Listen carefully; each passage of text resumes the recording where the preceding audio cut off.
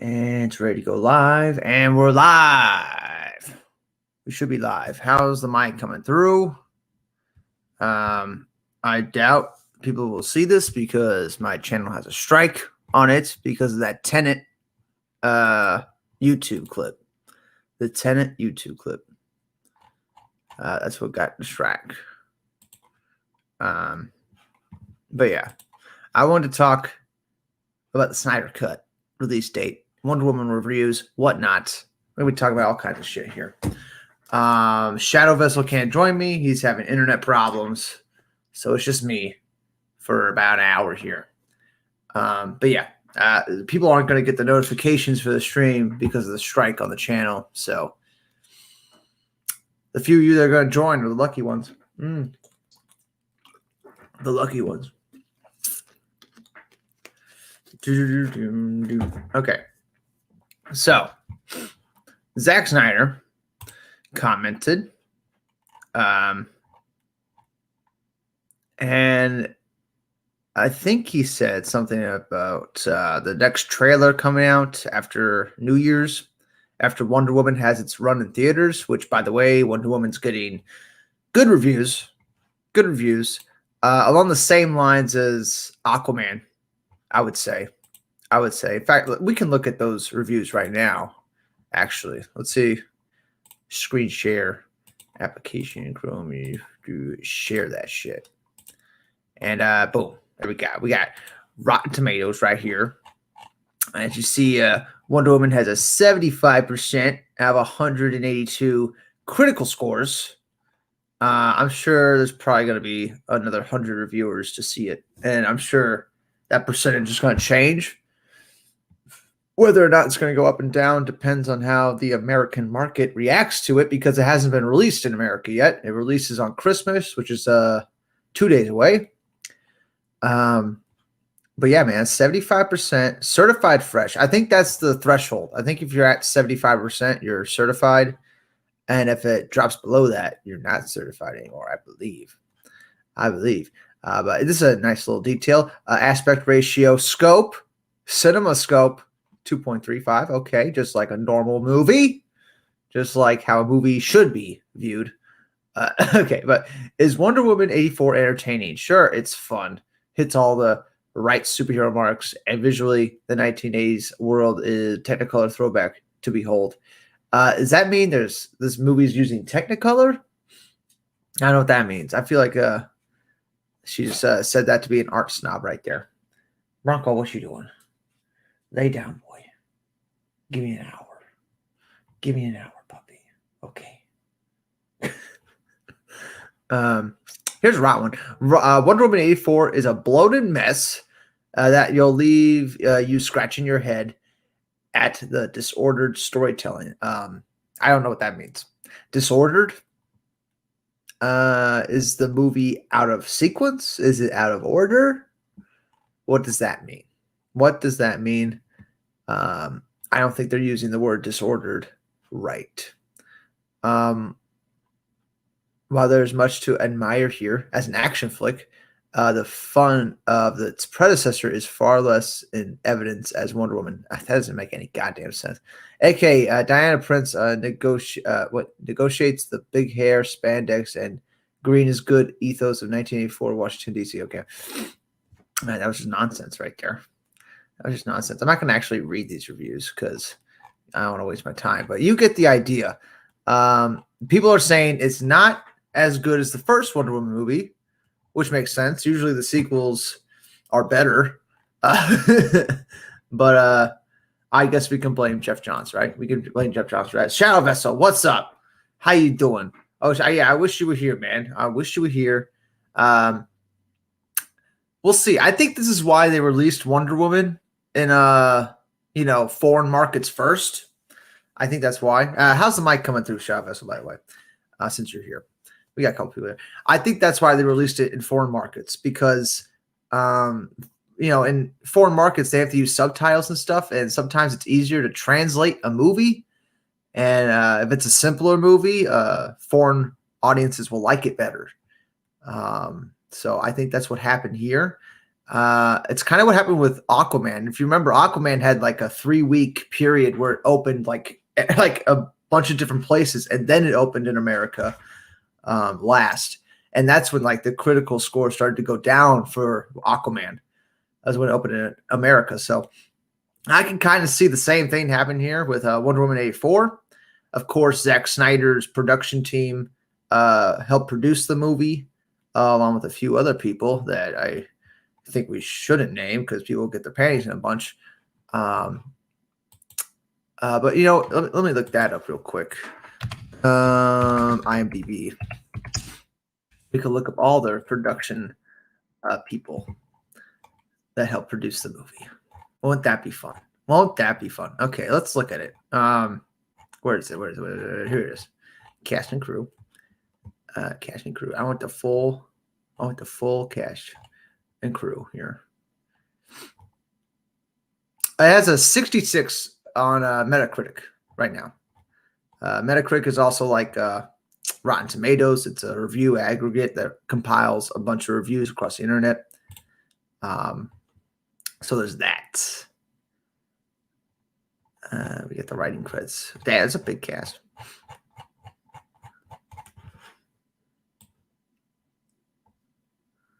So, dude. Yeah, as Tom Cruise pointed out, these big time movies employ thousands of people.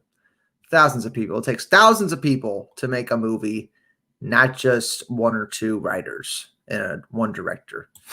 But here we go. Here's the production list. Here's the producers of the movie. Can I show you this screen right here? Here. We'll stop that and we'll start a new screen. Sounds good. Good shit. Good shit. Shadow Vessel says, Jeremy Johns said Gal Gadot's performance as Wonder Woman was the best of her two movies. We'll see. You know, I'm seeing it on Christmas. So, you know, that's when we'll see it. Greetings from India. How you doing? How you doing in India? I hope everything's all right there. It's a little crowded in India, I hear. It's a little crowded. Oh, here we go. John, this is what everybody on the internet is saying, right? It's that Jeff Johns fun formula. He is the downfall of the DCU. At least people had strong opinions about Snyder's films. Johns makes every film he's involved in bland and generic. That is your opinion. Because the few films that Jeff Johns has been involved in have actually been super successful. Super successful. As you saw with Aquaman making $1 billion, all on a Jeff Johns formula. You know, so there's that. Here we go. Here we go. Let's fucking pull up this screen right here. And I feel like Wonder Woman 84 is not going to make that kind of money. You know, it's really not with how empty theaters are and stuff. They really doubled it down with streaming, which we'll talk a little bit about streaming later. But let's pull up this page. As you see, we're in IMDb. This is produced by, as you see, we got 1, 2, 3, 4, 5, 6, 7, 8, 9, 10, 11. Lots of motherfucking peoples. Where's Walter Hamada's on this list. Jim Lee's on this list. Zack Snyder, Deborah Snyder are producers. Charles Roven, also producer. PGA. All right. I don't think Toby Emmerich's on this movie. Toby Heffernan. That's not Toby Emmerich. But yeah, Patty Jenkins and some other Jenkins. I don't know. Is that related? Are they related? Are they married? Okay. And Jeff Johns, executive producer. And as you all know, executive producers don't have as much say as actual producers like Deborah and Zack Snyder and Charles Roven. And also Gal Gadot's a producer. Isn't that interesting? Because what was her name? Plays Harley Quinn. Margot Robbie. She was a producer on Birds of Prey. And we all know how that turned out. So Patty Jenkins also a producer. So this is interesting because Jeff Johns is executive producer, which, as we know, executive producers aren't on the set that much. At least they're not supposed to be that much. But producers are more involved. And Zack and Deborah, did they have a say in the production of this movie? If we go up to past all the cast, go up to the writing credits, you got Pat Jenkins and Jeff Johns for the screenplay with Dave Calham. I really know who Dave Calham is. Let's look at that. Let's click that. Dave Calham, known for Godzilla 2014. I like Godzilla 2014. I like that. So, I didn't think that was a badly written movie at all. So he's nice for a screenplay. And yeah, story by Patty Jenkins and Jeff Johns. But Zack Snyder and Deborah Snyder produced the movie. So they produced a movie that was a story and screenplay created by Jeff Johns.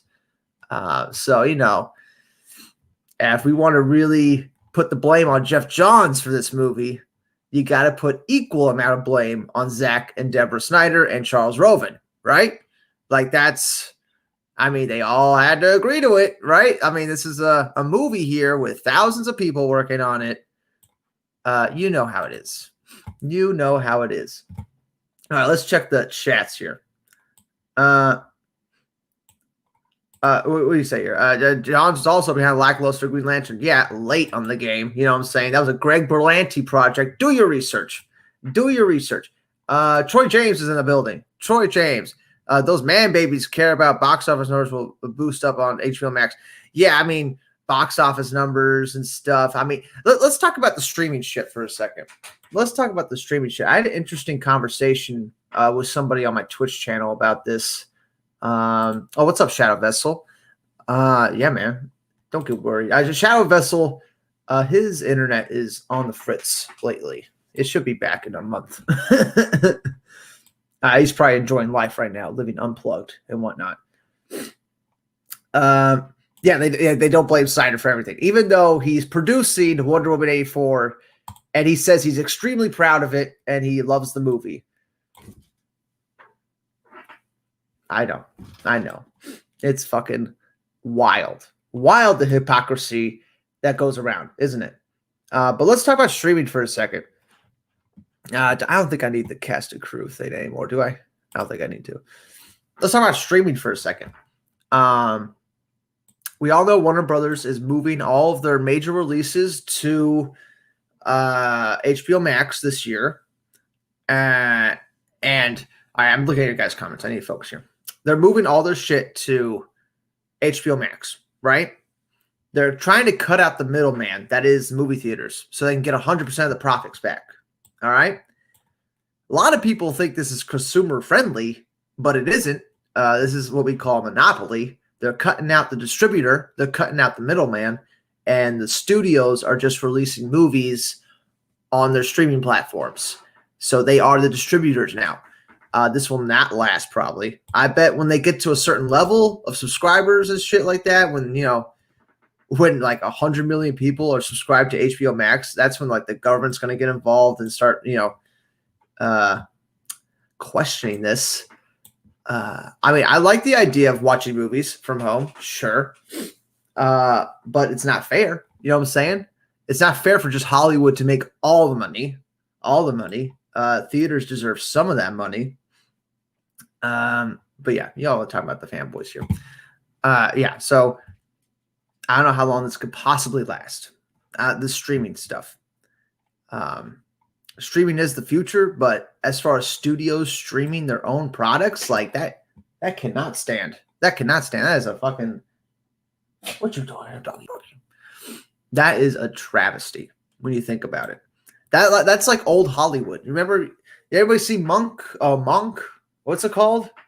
On Netflix, David Fincher's new film. It's about old Hollywood.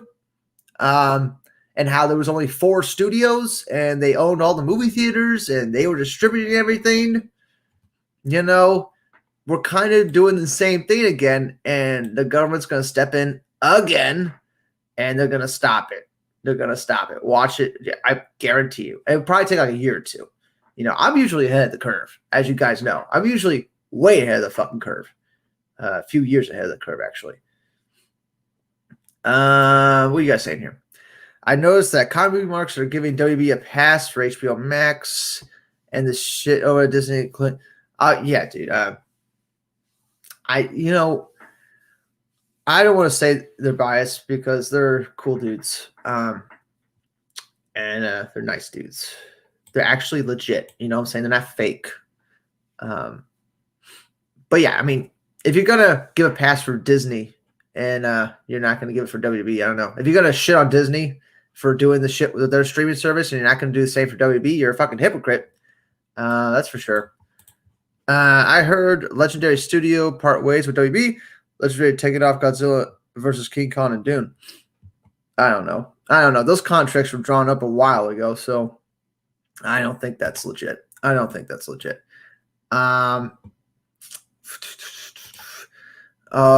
is your WW84 watching party? Dude, it hasn't come out yet. It's come out everywhere else in the world except for America. It comes out in 2 days. I'm going to go see it in theaters with my mom. She's a big Wonder Woman fan. She wants to see it, so I'm going to go see it with my mom. All right? And we'll see how that turns out. And then I'll watch it here. I'll do a streaming party for it. I think that'll be cool. If I like the film, I hope I like it. I hope it's like Aquaman. Honestly, I liked Aquaman. I liked it. You know, it felt like Aquaman. You know. What's your thoughts on Film Gob? I don't know. I don't care. I don't care about Film Gob. I haven't talked to that guy in like 2 years here. They were shitting on it. They were pointing out the hypocrisy of those who do. I didn't see the Con Movie Mark stream, guys. I know. I gotta watch it still. The newest one. I know. I didn't see it yet. I was too busy watching this guy. What's his name? Brutally Hannes, his YouTube channel. He made this King of Monsters series. Here, I could pull it up right here. He made this King of Monsters series, just totally dissecting everything bad with that film. It was like fucking 6 parts, and he still has to do the final part, and it's well done. Very well done. Very well done. And he has like no views on it. It doesn't make any sense. That just goes to show you, YouTube, you can have like the best content and no one's going to watch it. They only watch shit content. Let's be honest here. What's his name? There it is. But yeah. Yeah, these am I going to get in trouble if I fucking play this here? Can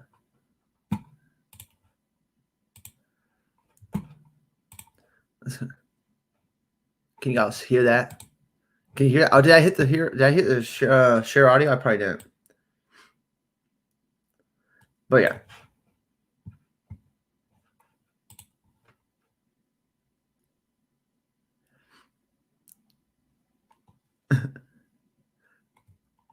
So he's literally going over all the bad logistics of the fucking movie.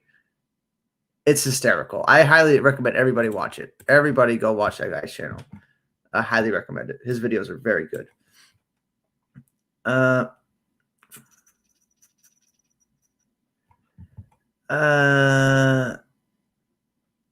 I'm just doing this one solo, sci-fi. I'm just doing this one solo. What are we doing? Comparing it to BBS's Civil War movie comparisons. What are people still on about that? Is still on about that? Yeah, there's no audio. I didn't want to get like, I don't know. I'm being a little careful. I can't get another strike. You know what I'm saying? But yeah, Zack Snyder's Justice League is releasing in March. Let's talk about this topic.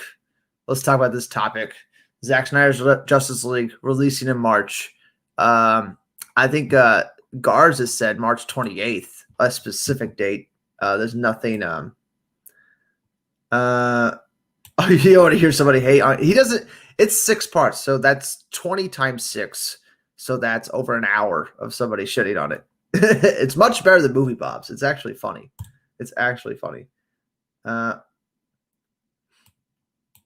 Oh, they're hating on Dennis, the guy making Dune. Dude, they'll hate on anybody. That's Zack Snyder. Let's be honest. Let's be fucking honest.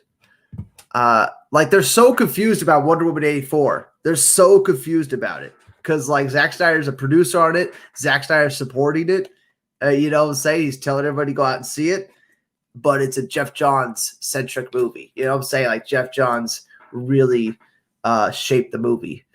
So everyone's really confused. They don't know what the fuck to do. The Chinese girl, what's her name?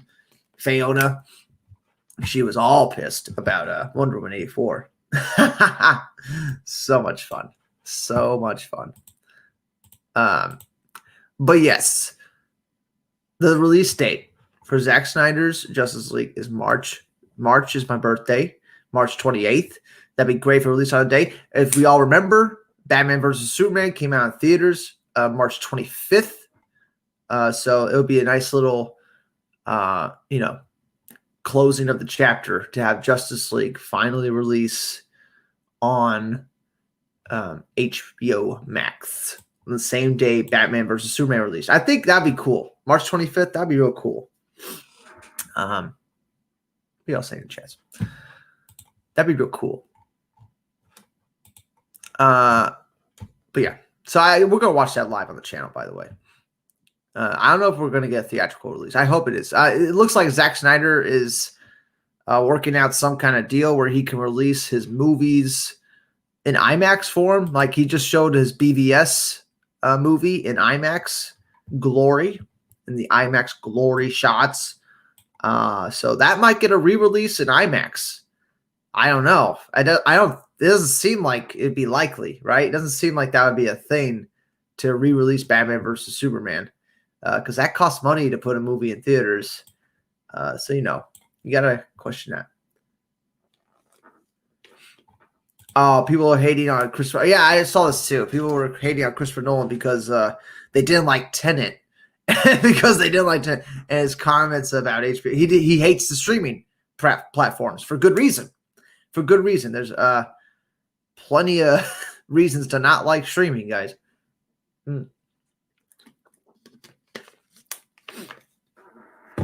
I mean, so I got a nice 4K TV with a sound bar, nice little setup for a movie, but still, it's killing the theatrical business. It's killing theaters. And Christopher Nolan is a cinema purist, a lot like Zack Snyder. That's why every Zack Snyder movie is in CinemaScope. You know what I'm saying? At least it was. He always tried to make it in CinemaScope because he's a huge, cinema purist, as they call it. That's the same thing with Christopher Nolan. That's why he's not a fan of streaming. Patty Jenkins ain't a fan of the streaming either. If you saw, there was a recent article that says that she doesn't want to do Wonder Woman 3 without it being released theatrically. Like if she says if it's straight to streaming, she doesn't want to do a Wonder Woman 3. Theaters are a big deal. You know what I'm saying? Like no one's just going to give it up without a fight here. HBO finally putting in 4K. Yeah, dude. They're finally giving us a 4K copy of this. I wonder how it's going to stream in 4K. I'm going to say, is the picture quality going to be dropping all the time? That's another shitty thing about streaming and HBO Max and their shitty service here is that I watch movies. I have decent internet and the movie's still cut off. It's like, oh, we can't find this movie. Like halfway through the movie. I'm halfway through watching the movie. It's like, oh, we can't find this movie right now. It's like, what the fuck? And I just have to restart the app and the movie pops right back up. It's annoying. It's annoying. That's what we have to deal with streaming. You know what I'm saying? I'd rather watch an epic movie in theaters. Here, Netflix did I'm going to say succeed. Their success. I don't know. This sentence all fucked up. Netflix did success their streaming. They didn't went to theaters. I'm confused. Netflix is a third party. You know what I'm saying? They are not the studios. I mean, they make their own content, but still. Some Netflix movies go to theaters too. But yeah, you're right. Netflix didn't kill theaters. You know what I'm saying? And I see a lot of people out there, a lot of fans out there that want like HBO Max to kill theaters. Like I don't understand where this logic is coming from. Like where this fucking this like fucking like diehard support of HBO Max. You know what I'm saying? Diehard.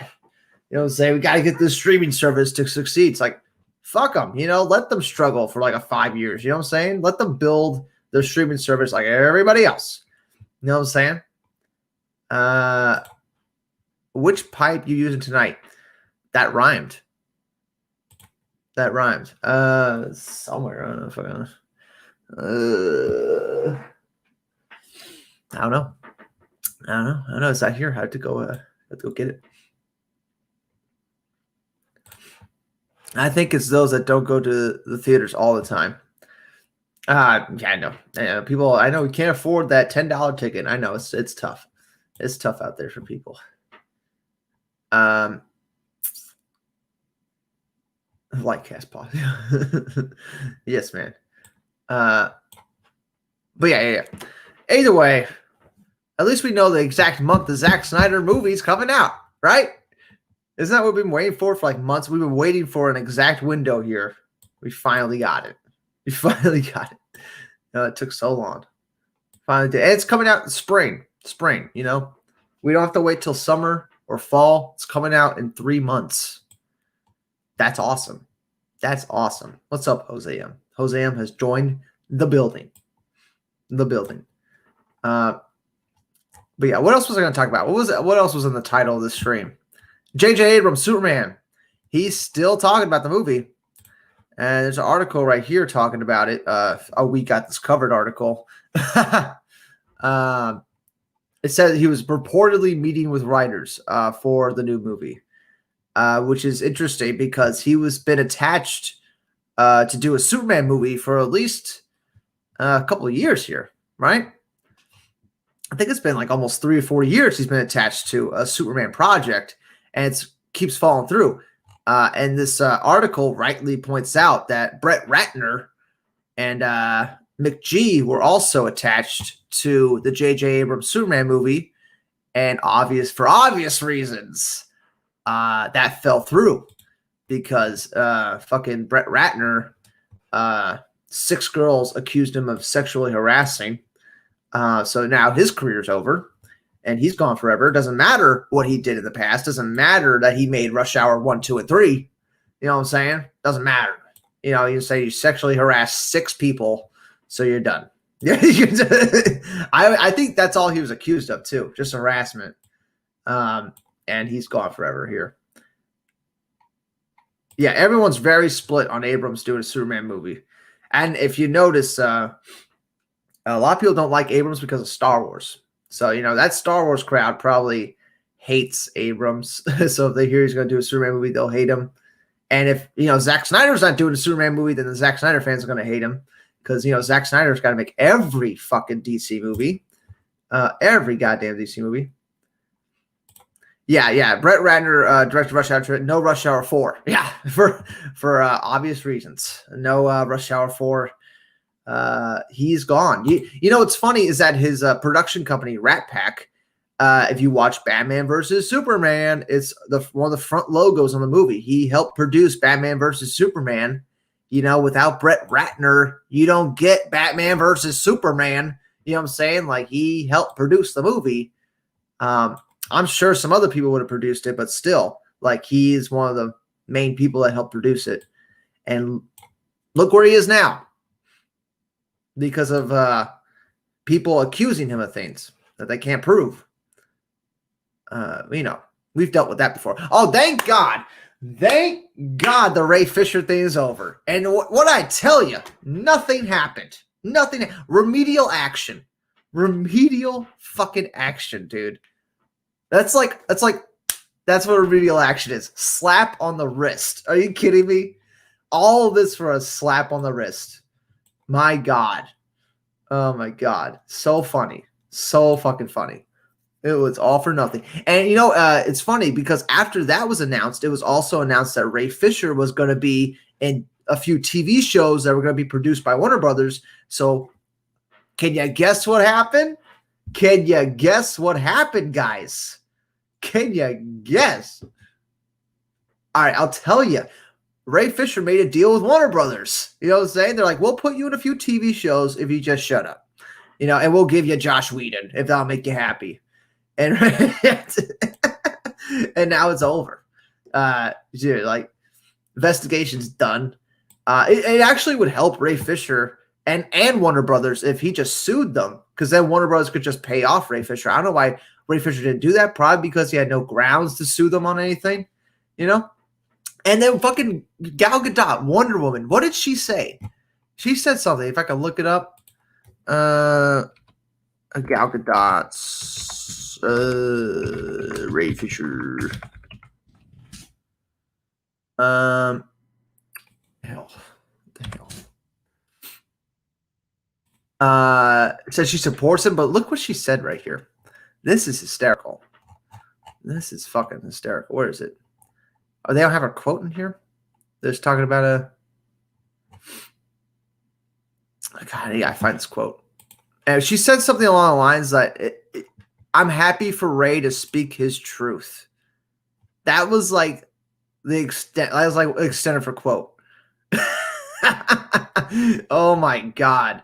Like she literally admitted that Ray Fisher is not telling the whole truth. He's just telling his truth, which could be anything. I can't find the exact quote. I don't know why it's not coming out. There's been new shit. Here, there should be news right here. Someone texted me.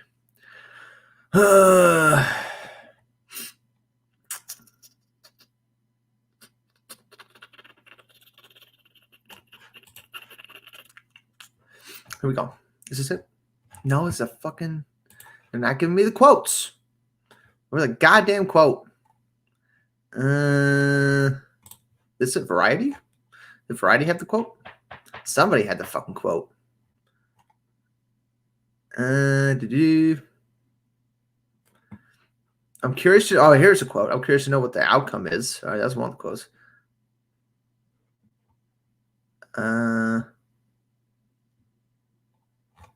What the fuck, dude? Right when you. Oh, here it is. I took it up to higher ups and they took care of it. She's talking about she had a bad experience with Whedon, right? And she took it up to higher ups and they took care of it. So she has nothing to complain about. She has nothing to complain about. But I'm happy for Ray to go up and say his truth. Oh my God. Let's share this screen here. Let's share this screen right here. Boom. It's in the Variety article. Here, this is like, dude. I had my own experience with Whedon, right? Are we seeing this right now? But I took care of it there and when it happened. Like, that's such a fucking diss at Ray. Oh, my God. Because Ray didn't do shit at the time. He waited 3 years to do something. And she's like, I took care of it when it happened. That's so fucked up. I took it to higher ups and they took care of it. They took care of it. So whatever they did, they took care of it. You remember Josh Whedon was also attached to the Batgirl film? Do you guys remember that? And then he wasn't anymore. So maybe that was Warner Brothers taking care of it. I don't know. Man, I'm just spitballing because he's lost some other Warner Brothers projects since. Maybe that was also Warner Brothers taking care of it. But I'm happy for Ray to go up and say his truth.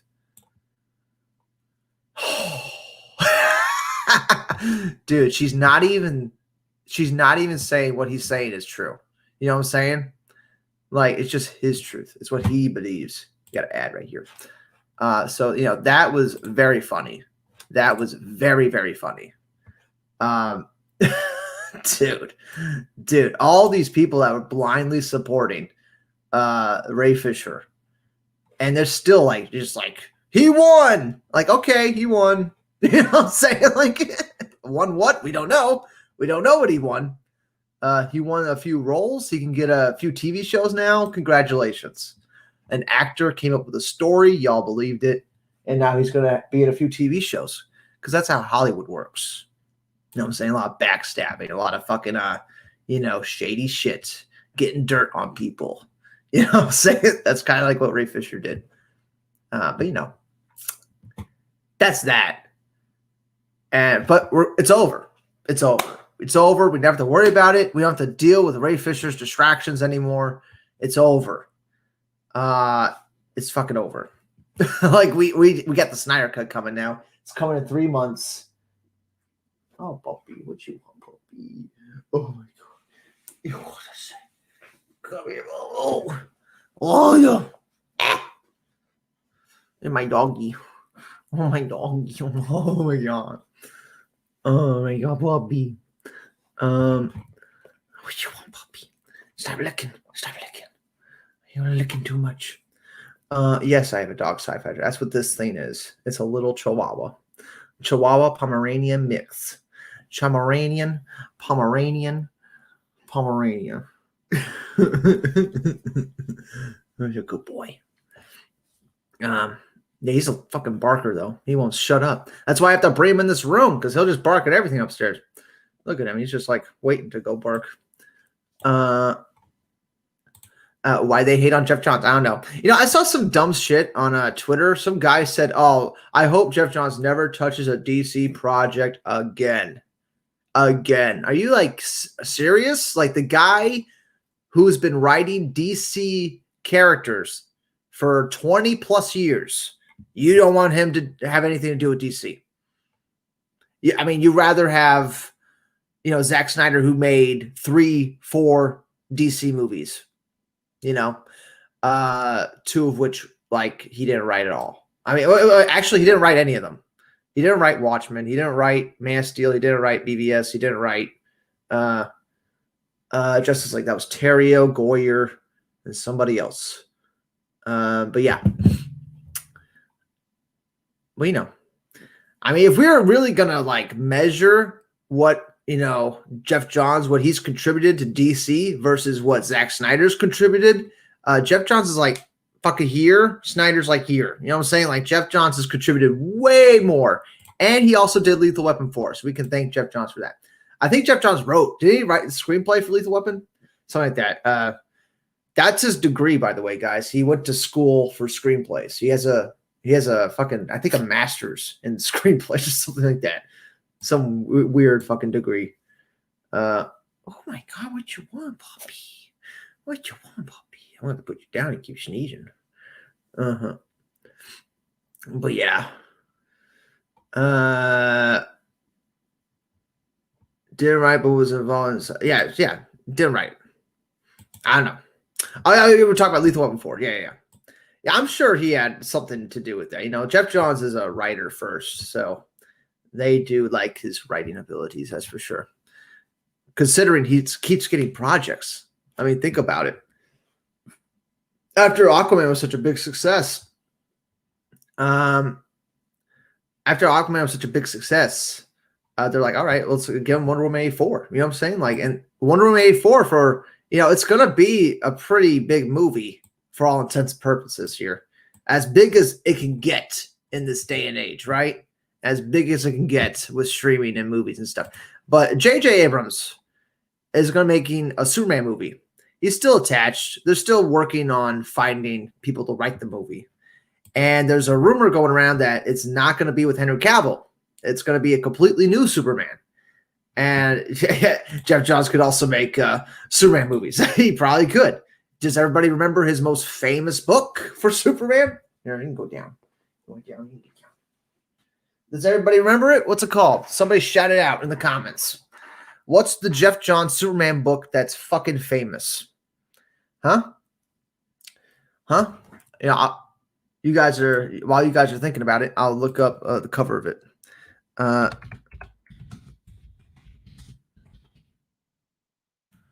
then you guys, you're going to be like, ooh. Can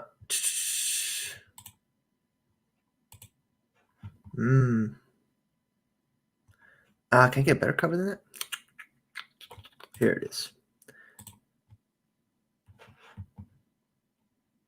Why'd you do that? It sent me to Walmart. Here. Let's share this screen now.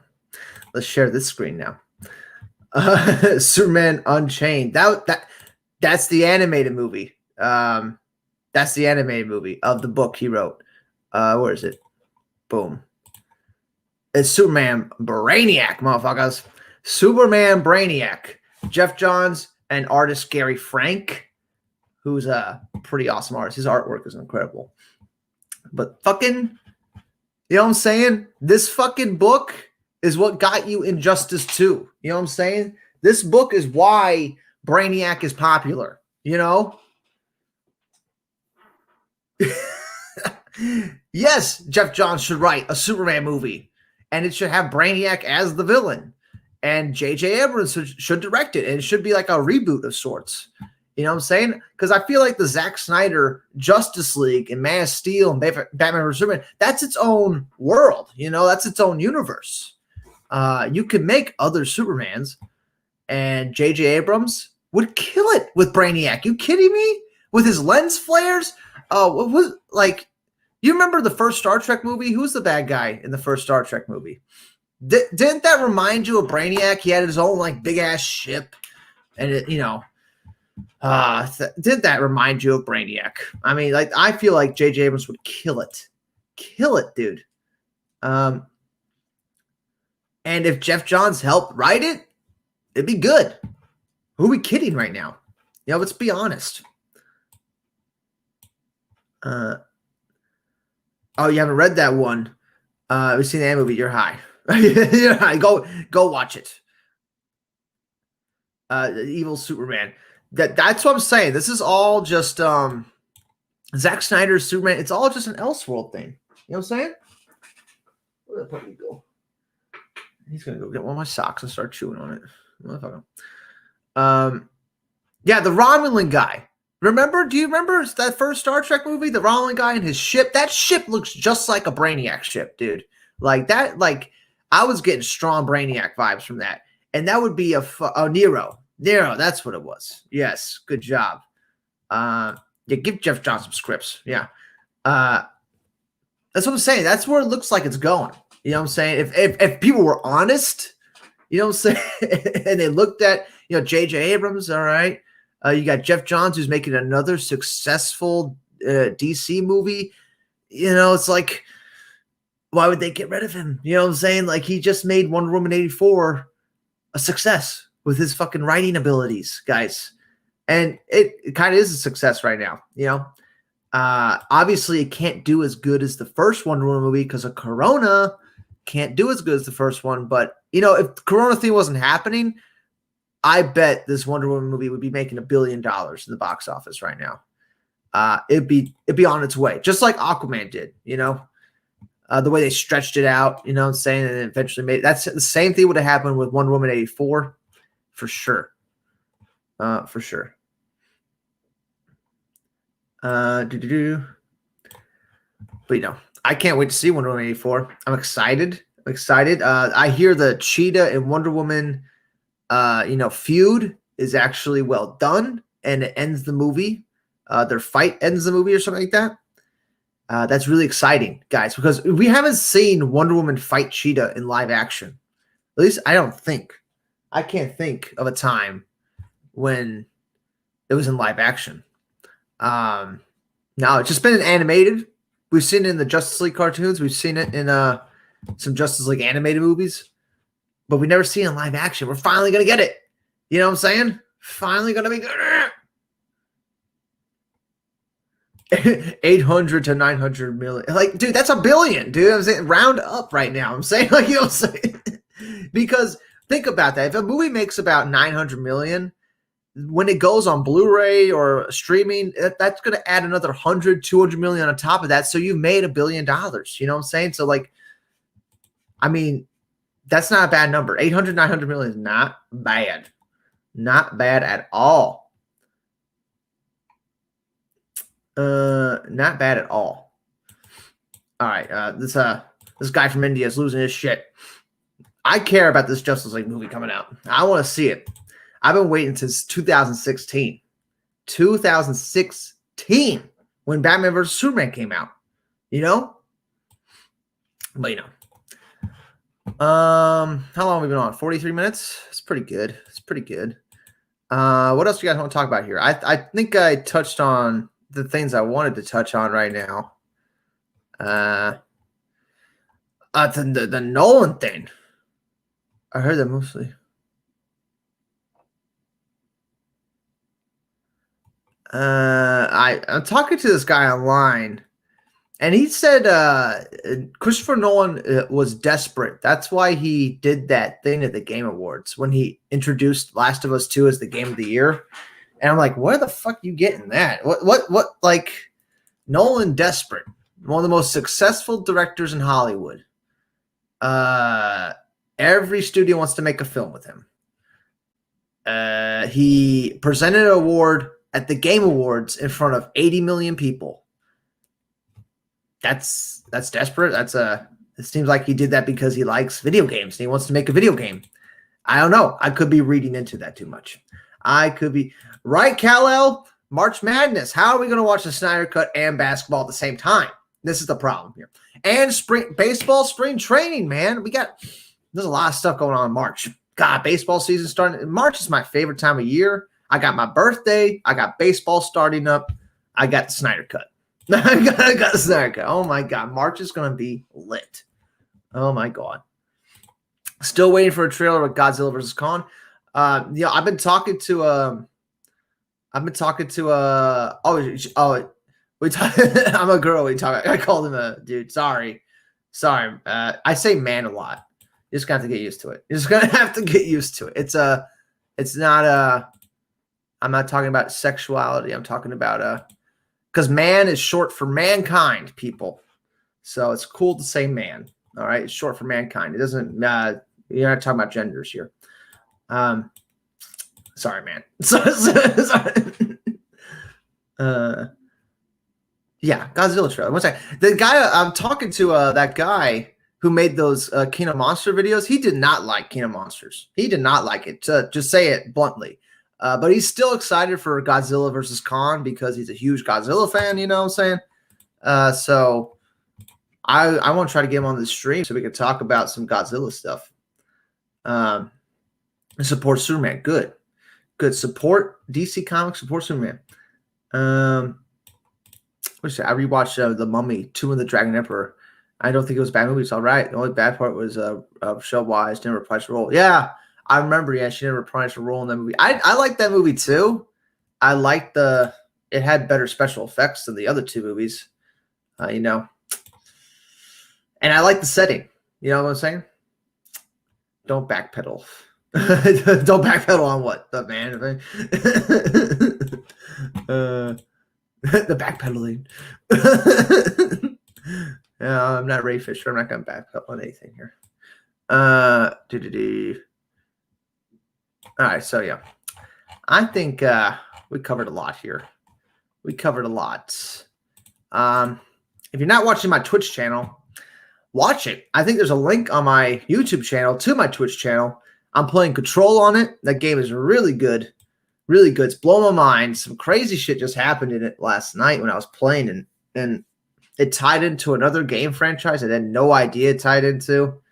It's blowing my mind. A very fun game. But yeah, I'm definitely going to be watching Wonder Woman 84 on this channel December 25th, 6th. No, probably the next day. Because Christmas is a little busy. It's going to be a little busy. I got to go a couple different places here. I got to go take my mom to the movies. I got to go see my dad at his place, see my sisters. And so I'll be busy that day, but I'll see Wonder Woman 84. That's the goal.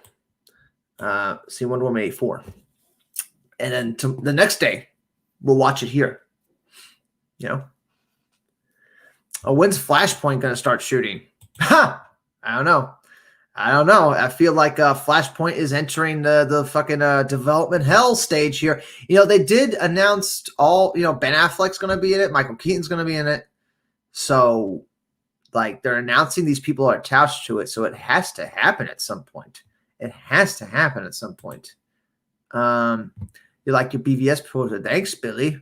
I got the Superman one on the back, left or right, and then I got the Batman one right there. And I where this Don't Tread on Me, I want to get an Aquaman one, a Wonder Woman one, and another one, maybe Shazam. I don't know. Maybe a Green Lantern one. Ooh, I feel like I fit 3 right there. Where's my parents? They're everywhere. All right, they're all about. All right. Where are my parents? Where are your parents? They're all about. What do you think of the upcoming Spider-Man 3? They're talking about accused. Oh yeah. Yeah, I thought you meant the Sam Raimi Spider-Man 3. I was a little confused right there. But yeah, they're making another another Spider-Man with Tom Holland. And I think they're taking more cues from Into the Spider-Verse, that animated movie with Spider-Man. I think that's where they're taking most of their cues from. And maybe Flashpoint, I don't know. You see, Flashpoint is special because it's all about Barry Allen having to let his mom die. Like, that's like the heart of the story, really, at the end. Like, he saved his mom from dying, and that caused this other world to happen. And so in order to save the world, he has to let his mom die. So, like, that's like some fucked up shit. I highly doubt Spider-Man is doing that. You know what I'm saying? Unless they're going to, like, build in, like, Uncle Ben to it. You know, I don't think it's going to be there. Have you seen Tenet? Not yet. Not yet. I don't want to pay $20 for it. I don't want to pay $20 for it. I might just torrent it and watch it, honestly, because I really want to see it. I really, really want to see it. I've seen every Christopher Nolan film. I think my least favorite. All right, let's go. Least favorite Nolan film, Dunkirk. And you know, I do appreciate the actual practicality of it, the way they actually use real ships and real people. And, you know, there's a lot of epic shots, but it's just not big enough. It's not epic enough when you think about it, because Dunkirk was a huge event. There was 400,000 people on the beaches. They were constantly being bombed by the Luftwaffe. You know what I'm saying? Bunch of planes. And in the movie, you only see like 3 planes. You know what I'm saying? The whole time you see like 3 fucking planes. And you only see about like a couple thousand, maybe a couple hundred people on the beach. Like, that's not representative of what happened. And the actual city of Dunkirk was destroyed. Like, we're talking like rubble. Like, you ever see Saving Private Ryan? Those type of cities. Like, that's what it looked like. So I feel like Christopher Nolan really sacrificed the authentic nature of it. You know what I'm saying? To get every detail right, he sacrificed that for practicality because he wanted to shoot things for real, you know? So he made a lot of sacrifices with that movie he didn't need to make. You know, we have the technology to make a movie look like it's in World War II. So I don't know.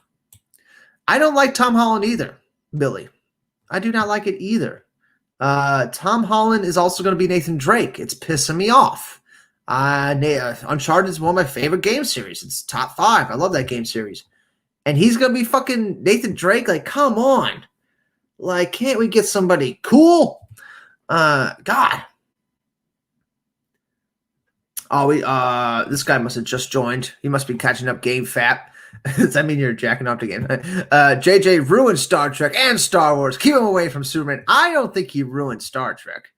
I think he rebooted Star Trek pretty nicely. And that's what gave him the opportunity to do Star Wars, because he did such a good job on Star Trek.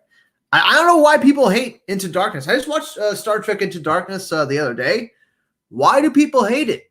Like, it's a fine movie. You know what I'm saying? Do you hate the part where he goes, Khan? That part's a little corny, you know, but still, Benedict Cumberbatch, great actor.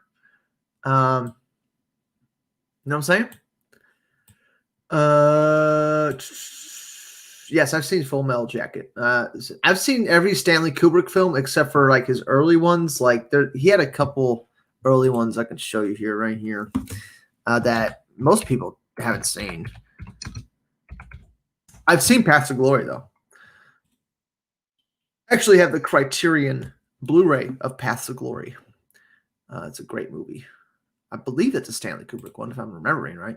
But that was like, Stanley Kubrick got his start in like old Hollywood. So like his very early films kind of suck because he had like these producers all over his ass.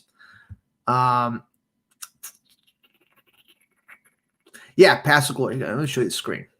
Let's do a little Stanley Kubrick history lesson here with IMDb. As you see, there you can see what I'm seeing. Good. Here, this is where Paths to Glory right here. This is and The Killing. The Killing and Paths to Glory. This is about where Stanley Kubrick really starts to get some freedom a little bit in making his movies, and he doesn't really get more freedom until Doctor Strangelove. Like, this is like his first like legit like movie here.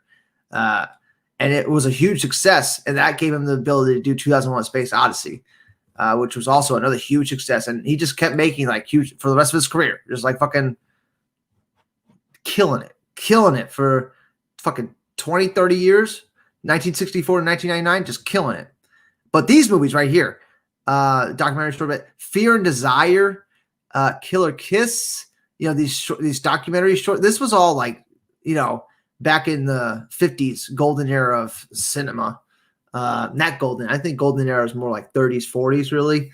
But still, you had the Hollywood producers still controlling everything about every movie. And yet Paths of Glory was like, he still had the producers all over his fucking ass, but he made one of the best war movies of all time. If you haven't seen Paths of Glory, I highly recommend it. It's very good. And then Spartacus right after that. And Spartacus, that Paths of Glory and Spartacus, this is what really launched his career right here. Let's look at Paths of Glory. This is such a great film. Such a fucking great film.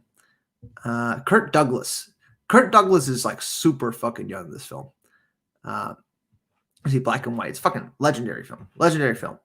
But yeah, all those films before that kind of suck. Because of the Hollywood studio system that he was involved in. It's like, shit, what can you do? You know what I'm saying? What can you do? All right, well, fuck that.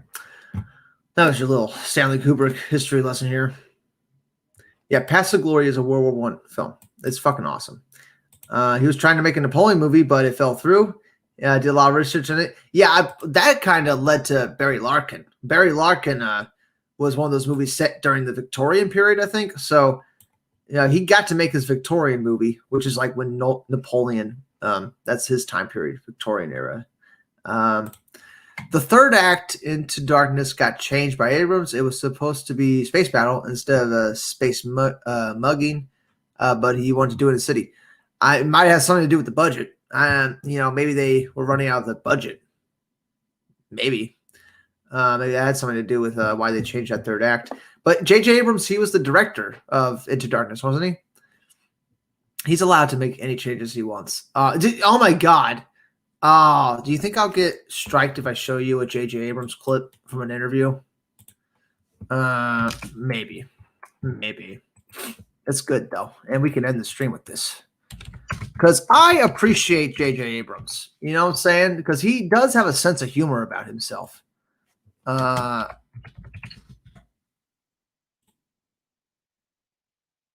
Here it is.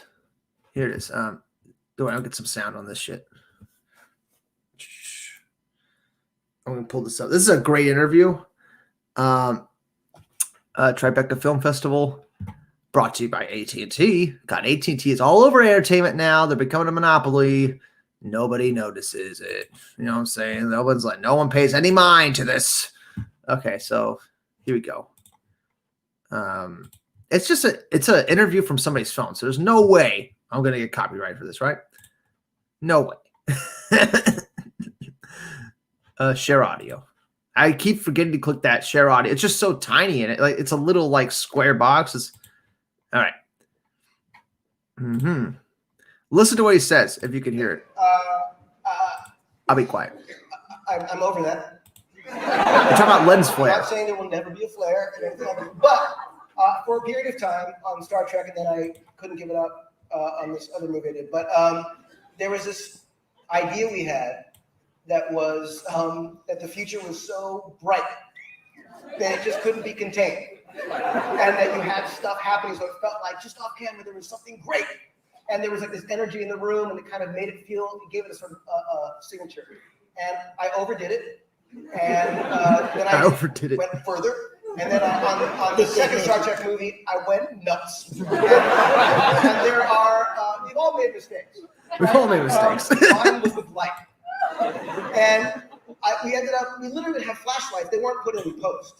We had our flashlights off camera, these insane high-powered flashlights.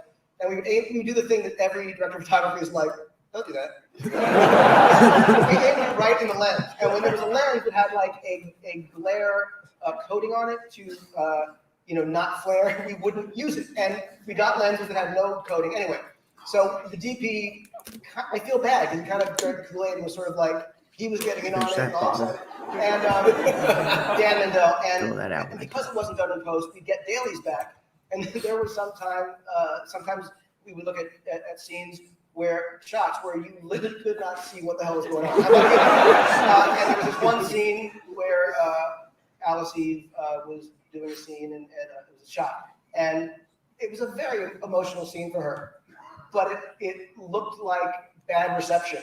Like it looked like TV from when the day TV was invented. It looked horrible. So my wife looked at it. She was like, she gave me that look. That was sort of like, you've come to the end. Stop. And so I realized it was preposterous, and I had to pull back. And so on Star Wars, I think that there were basically no flares like that at all. There were a couple flares that physics required there to be a flare because light and glass interact in a certain way. But I didn't ever add the flares because I just, And one more thing, and I have to. Will everyone wake up the person next to you if they're sleeping? Because I know this is the word.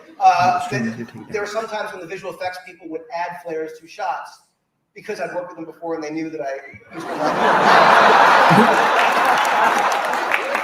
it. And I was like, no flares. And then they got obsessed. They had to replace that fetish with something else. So they started doing contrails. Like in every shot in atmosphere. So his special effects unit that worked with him, they kept adding lens flares to his Star Wars shots. And he's like, we're not doing that anymore. he did Overboard on the Star Trek movies with the lens flare. And if you watch Super 8, he does a lot of lens flare. And that's that blue light that comes across the screen. But that's funny. Like he had an idea, like the future is so bright and intense that it's affecting the camera, say like at least he had an intention behind his lens flares.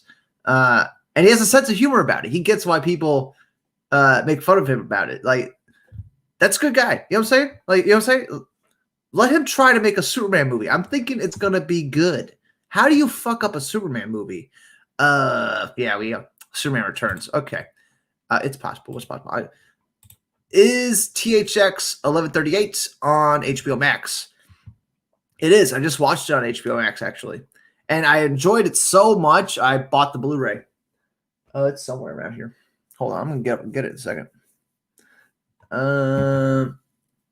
Here. Shadow Vessel blocked you. Why'd you do that, Shadow Vessel? Why'd you do that? Future's so bright, gotta wear shades. Oh, Shadow Vessel. Shadow Vessel went on tear on Twitter, guys. He went on tear right one day. That was hysterical. You gotta love Shadow. What are your thoughts on Cyberpunk? I think it's not playable right now. That's my thoughts on it. I'll let you know when it's playable. I already ran into back on that Cyberpunk. I ran into a game-breaking glitch. Like I had the chick in my hands. It was from the demo section, right? And I had the chick's body in my hands, and I went out to like the landing area for the fucking ship to come down and pick her up, and the ship never came. It was like stuck on a building, and I had to reload a save from like an hour earlier, from the beginning part of the mission to actually get it to work. That was super annoying. So I'm hoping they can fix that game. I might just like save it. You know what I'm saying? Like Cyberpunk, like I'm going to get a PS5 next year at some point next year. And I'm thinking I might just save it until I get my PS5 and I can play it on PS5 when the PS5 version comes out and it's flawless. Oh yeah. The glitches will get fixed, by the way. They just pushed out the game way too fast. They probably should have took another year to polish. But of course, when you polish and you crunch, the internet starts to get mad at you for fucking polishing your game and making it better. The internet gets mad. Doesn't make any sense. That's what Last of Us 2 got all that fucking hate for. They were crunching. They were making their employees, polish the game. It's so weird. So weird you get mad at them about that. Is THX 11? Yes. Actually, I want to talk about this a little bit more because this movie really impressed me. It impressed me so much. I had to get the Blu-ray, and the Blu-ray is only $10 on Amazon. So there's that. Bronco, don't get excited. Don't get excited, Bronco. My dog's name is Bronco, by the way. Where is it? It's right next to my fucked up movies here somewhere. Where is it? It's somewhere around here. Yeah, Dark City, THX. Boom. I have a system with my Blu-ray shelf over there. It's I do it by kind of like genre, but feel it the same way. So like, there's a lot of glare on that. THX 1138. This is in right next to Dark City and Event Horizon. So like fucked up sci-fi movies of dystopian futures, right? That's where THX goes. Fucked up movies in dystopian futures. I have a few movies like that. I have 1984. You know what I'm saying? That's a fucked up dystopian future. Would I be down to show my comic book collection? Yeah, I'd be down to do that. I got a bunch more comics in the last year or so. So I'll be down to do that one day. But this movie right here, this is George Lucas's first movie, by the way. This is the director's cut. On HBO Max, they only have the director's cut. You cannot watch the theatrical cut. And George Lucas doesn't want you to watch that theatrical cut anyway because he hates that cut because the studio cut like 5 minutes out of the movie and he fucking hated that. So he doesn't like that. Can you imagine? Oh, my God. If a studio only cut 5 minutes out of a Zack Snyder film, can you imagine? Zack Snyder would be like doing backflips. He'd be so happy. But dude, George Lucas was pissed when they cut out 5 fucking minutes. Hysterical. Because he knew why they did it. They only did to assert their fucking power, right?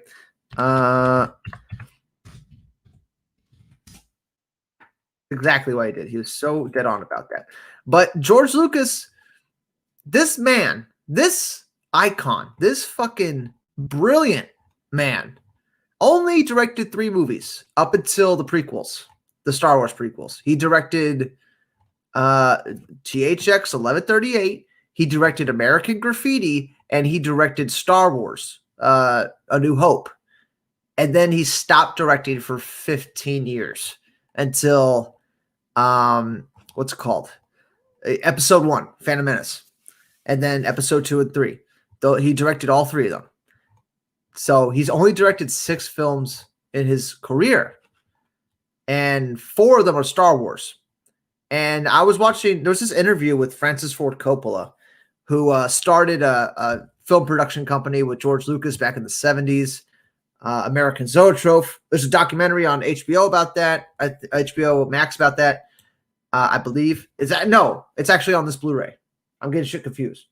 It might be on HBO Max too, but there's a documentary on here about American Zoetrope. And yeah, like Francis Ford Coppola says at some point that he was sad that George Lucas never made any movies beyond Star Wars because he remembers THX 1138 and American Graffiti, and he saw like how good George Lucas could have been, you know what I'm saying? Like the amazing films he could have made. But instead, George Lucas became a fucking producer. And I just use fuck a lot. I use that word fuck a lot. I like to fuck a lot. Okay. Yeah, so let me show you this. So he only directed 6 films and share screen. I know this is all still getting used to this crap. Okay. So he only directed 6 films, but look at the films that he was involved in, story-wise, producing-wise. Look at all this. Look at insane. Fucking insane. He started with some short documentaries in college and stuff. This was his big student film that helped him blow up, THX 1138. And then his first movie, the rest of these are like documentaries and shorts and stuff. And then his first movie, 1138, and then American Graffiti, then Star Wars: A New Hope, and then boom, you know what I'm saying? He just becomes a producer and he starts approving stories and all this content, mostly Star Wars and Indiana Jones. He was a producer on 69 different projects. The Adventures of Indiana Jones. We all remember that series.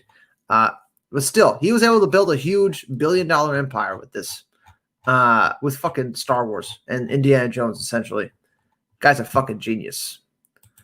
I respect him so much. so much. It's gonna be a sad day when he croaks, right? It's gonna be a sad day. But anyway, yeah, man. Highly recommend this movie. This is a great movie. And this is the director's cut. So this is right before Phantom Menace came out. He went back to this movie, I believe. What year was this? I think this was right before Phantom Menace came out. And you remember how he did the original trilogy? He like remastered them and stuff like that. And he put new special effects in the original trilogy and everybody hated it. Yeah, that's what he did with this movie. And it made the movie way better. You know what I'm saying? The actual added special effects in this movie make the movie feel bigger. Like you actually see the city. In the actual theatrical cut, you really don't get a good shot of the city. And there's a scene in the third act near the end, and they're racing these cars down, the city and stuff. And it's all CGI, and it looks incredible. It looks great. That's special effects they did in the 90s, I think, and it still holds up pretty damn well. So like a lot of the George Lucas info been coming out lately about how Disney totally betrayed him, and stuff like that. They didn't just like take his stories as suggestions. They bought his stories off of him and told him they were going to stay true to them. They told him, and that's kind of like why he sold his property to Disney, because he thought they were going to at least stay kind of true to what he was doing and take what he thought was good into consideration, but they didn't. They kind of said, like, get the fuck out of here, George. Which is sad, dude. Like, he created the franchise. He created the world and everything. A lot of the great moments from film history, George Lucas has a lot to do with it. If those Star Wars prequels, which, first of all, those Star Wars prequels are independent films. They're like billion-dollar independent films. So, big ups to American Soda Trophy and George Lucas. Hell yeah, Watcher. Watcher was in the fucking Twitch stream. He's a G. Everybody go subscribe to the Twitch stream. We got to get 50 subscribers on that Twitch stream. And we got to get 1 million. All right, so it's 50, then 1 million on it. But yeah, George Lucas, indeed a genius. Indeed. What he was able to do, pushing special effects and stuff like that, it's the reason we can get the Snyder cut right now, guys. Like, it's the reason. George Lucas, you can thank George Lucas. You know what I'm saying? Without him making special effects easier to do, because in the prequels, go watch, there's a documentary on YouTube about the Phantom Menace. They go behind the scenes, the whole production. Oh, dude, the documentary about the Phantom Menace is fucking riveting. It's great. It's great. It's better than the actual movie, honestly, but a lot of the technology for the special effects weren't even created yet. Like, they had to invent it to make the movie. And with that kind of technology now, that's how they can make the Snyder cut happen. They can go back to scenes. They can rearrange shit. They can take some good shots from this scene, splice it with this scene. You know what I'm saying? Put some CGI there. You can thank George Lucas. You know what I'm saying? Like, he made it easy to do. And Jurassic Park, you can thank George Lucas for Jurassic Park. Steven Spielberg had a lot of help from George Lucas. Actually, George Lucas directed some scenes in Jurassic Park because Steven Spielberg got sick or something like that during the production, and George Lucas directed some of the scenes. And I don't even think he wanted credit or anything. I don't think they gave him any credit or anything. He just did it as a favor. And dude, legend, fucking legend. And it's I always like listening to George Lucas talk. But anyway, that's enough of the Lucas talk. I'm only on here for an hour. I think that's a good place to stop. If you want to listen to more, subscribe to the Twitch. It's if you go to my YouTube channel, it should be like a little, like you'll see like a Twitch icon link in like the top right or something like that. It should take you right to my Twitch channel. I'll be on that tonight playing Control. I'm trying to beat that game. Yeah, Control is really good. If you guys haven't played it, this game if you haven't played Control, do it, dude. You will not regret it. That game's fucking incredible. Do you think dude, that fucking E. Fisher thing will play Cyborg in future movies?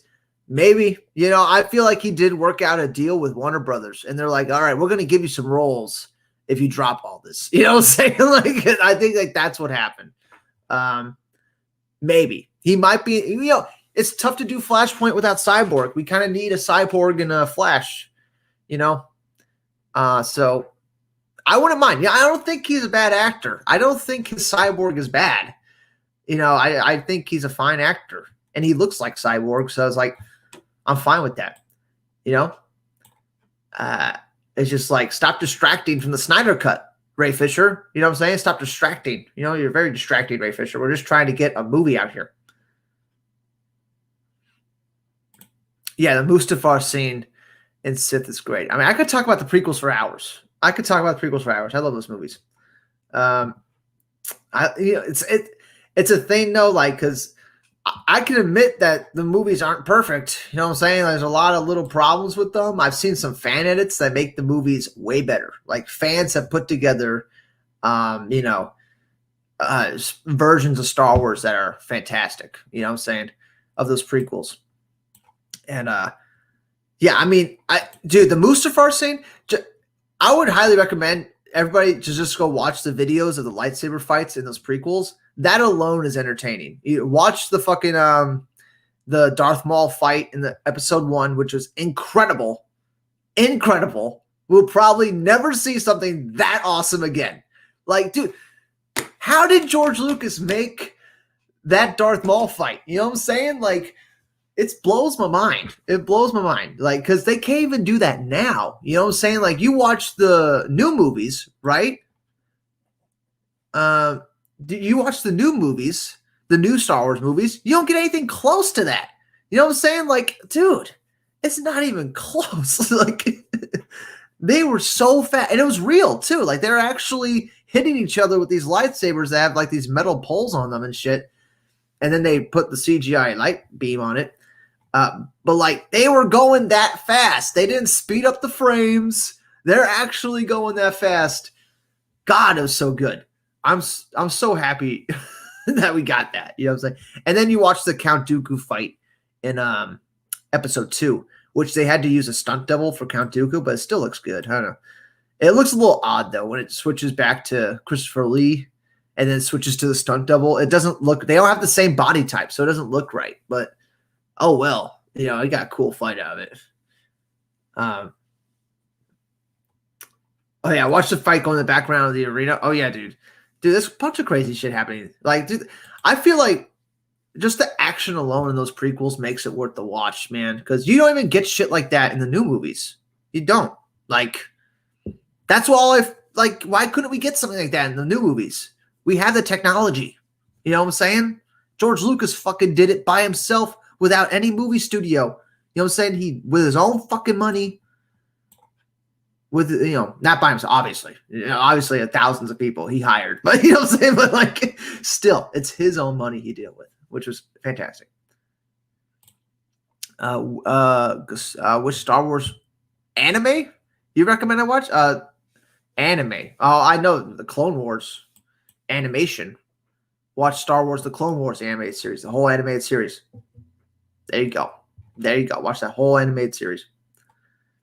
I miss Lucas too. I think that's where we're going to end it, guys. I've been on to an hour. This is the Hemp Hour. I'm going to go smoke a bowl.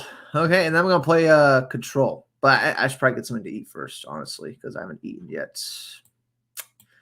But yeah, hope you guys have fun. We talked about a lot. I talked about the main title topics, and then we just talked about George Lucas for like 20 minutes. But yeah, that's pretty much how every stream's going to go. Anyway, thanks guys for watching. I'll see you all on the next one. Try to get a guest for next one. Bye-bye for now. Go to the Twitch channel. The link is at my channel, my YouTube channel. Yeah, I'll be on Twitch tonight playing Control. So you want to hear me ramble while I'm playing Control, reacting to the game. Sometimes I get funny because I have a few beers. I have a few beers and then I start playing and it turns into a clusterfuck. But it's great. Anyway, I'll see you all on the next one. Bye-bye.